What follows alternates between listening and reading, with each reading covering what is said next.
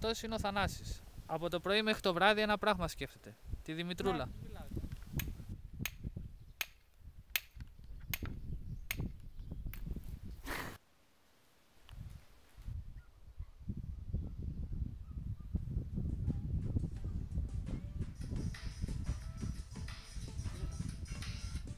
Ναι!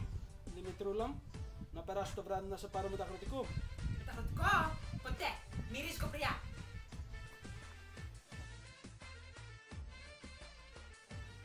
Στην επόμενη στάνη, στρίψτε δεξιά. Άρα Δημητρούλα μου, ακόμα για GPS έβαλα στο γάιδαρο.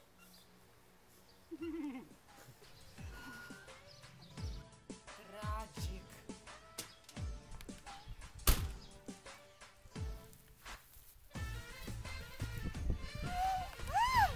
Α, έχεις ξεφύγει! Εγώ έχω ξεφύγει. Εγώ δεν ξεφεύγω ποτέ ρε. Εγώ έχω application. Τι έχεις? Κοίτα μπάρες.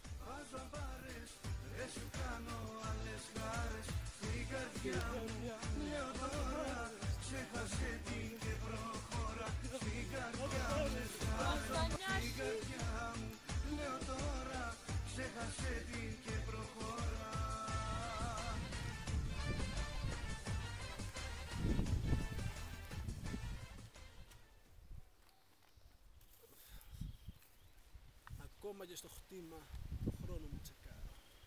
Θανάση, Yuri check machine.